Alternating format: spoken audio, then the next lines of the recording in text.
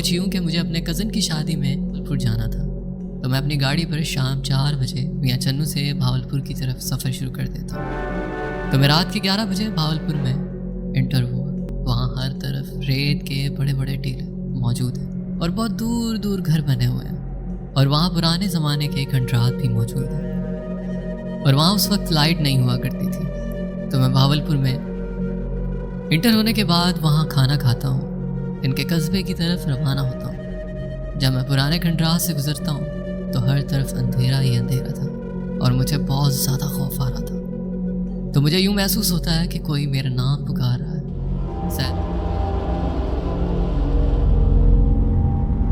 سین، میری بات سنو۔ کچھ اس طرح کی آواز مجھے سنائی دیتی ہے، تو میں بہت زیادہ ڈر جاتا ہوں کہ یہاں پر تو کوئی آدمی موجود ہی نہیں ہے، تو میرا نام کون لے رہا ہے۔ تو میں گاڑی کو تیز بھگا کر اپنے کزن کے گھر پہنچ جاتا ہوں۔ میں فریش ہوتا ہوں اور سب سے ملتا ہوں۔ ہم سب کزنز بہت عرصے کے بعد ملے تھے، تو ہم گھر سے تھوڑا دور اپنی محفل سجاتے ہیں۔ جہاں ہم بیٹھے تھے وہاں ہم نے لالٹین جلا رکھی ہوتی ہے، اور ہر طرف اندھیرا ہی اندھیرا تھا۔ ہمیں سردی بہت محسوس ہوتی ہے، تو ہم نے لکڑیاں اکٹھی کر کے آگ جلانی تھی، مگر ہمارے پاس ماچس نہیں تھی۔ تو ہم ایک کزن کو کہتے ہیں کہ گھر سے بھاگ کر ماچس لے کر آؤ۔ وہ چلا جاتا ہے۔ اس کے جانے کے بعد مجھے اور میرے ایک کزن کو ایک بلیک شیڈو اپنی لالٹین کی روشنی میں دکھائی دیتا ہے۔ تو وہ شیڈو تیزی سے درخت کی طرف جا کر غائب ہو جاتا ہے۔ تو ہم اونچا اونچا ہنسنے لگتے ہیں کہ ہمیں ہمارا کزن جو گھر گیا تھا وہ ڈرا رہا ہے۔ جب وہ آتا ہے تو ہم کہتے ہیں ہمیں ڈرانا ہے تو اچھے طریقے سے تو ڈرا۔ تو وہ پوچھتا ہے کہ ہوا کیا؟ تو ہم اس کو بتاتے ہیں جو ہمارے ساتھ ہوا تھا۔ تو وہ کہتا ہے مجھ سے قسم لے لو میں نے آپ لوگوں کو بالکل بھی نہیں ڈرایا۔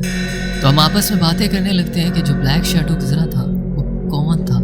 تو تھوڑی دیر بعد پھر وہ شیڈو دوسری جگہ سے نمودار ہوا۔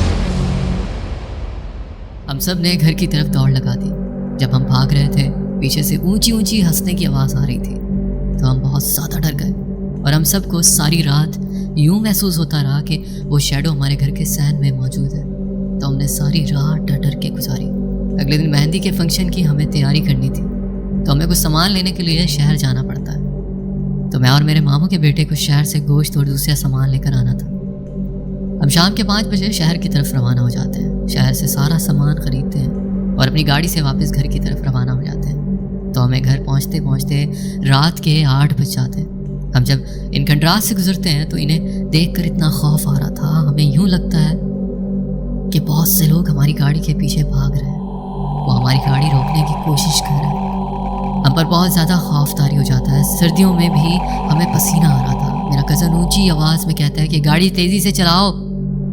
تو میں گاڑی تیزی سے چلانے لگتا ہوں۔ تو میرا کزن تھوڑی دیر بعد کہتا ہے کہ زین، گوشت کے شاپروں میں اتنا خون کہاں سے آ رہا ہے؟ تو میں پیچھے سیٹ پر دیکھتا ہوں تو شاپروں میں سے خون بہت زیادہ نیچے کی طرف گر رہا تھا۔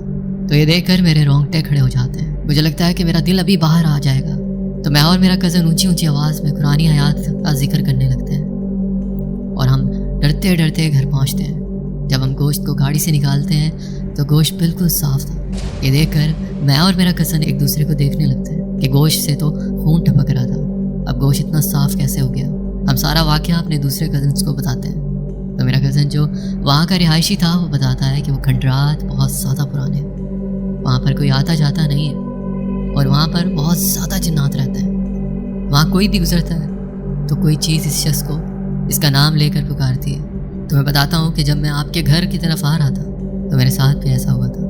اگلے دن جب ہم بھارات سے واپس آئے تو مجھے میرے ابو کی کال آئی، تو وہاں سگنل نہیں آ رہے تھے۔ میں گھر سے کافی دور ایک ریت کے بڑے سے ٹیلے پر کھڑا ہو کر بات کر رہا تھا۔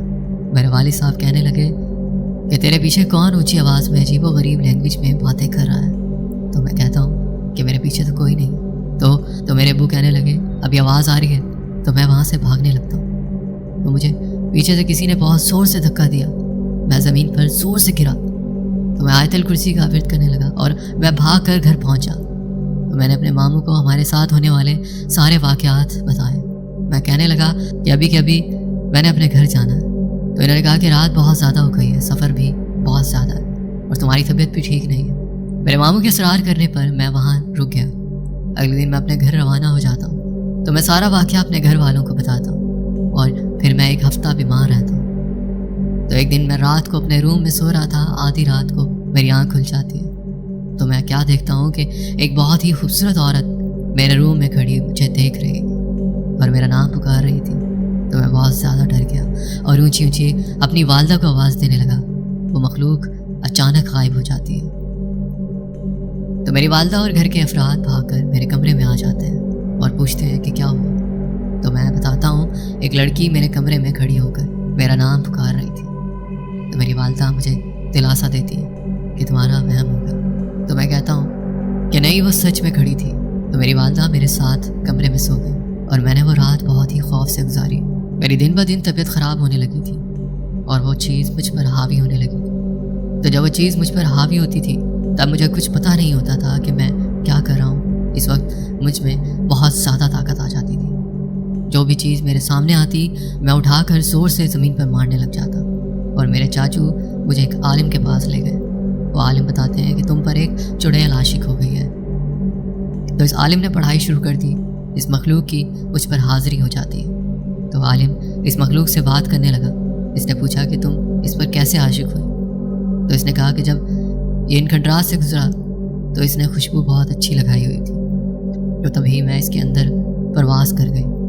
तो इस आलिम ने बहुत सी पढ़ाई की और इस चीज़ को मेरे अंदर से निकाल दिया। और जब वो चीज़ मेरे अंदर से निकली तो इस आलिम ने कहा कि इस दीवार पर देखो, आपको कुछ दिखाई दिया। मैं देखता हूँ एक लड़की ब्लैक कपड़ों में दीवार पर खड़ी मेरी तरफ देख रही थी। तो आलिम ने कहा कि मखलूक अब चली गई है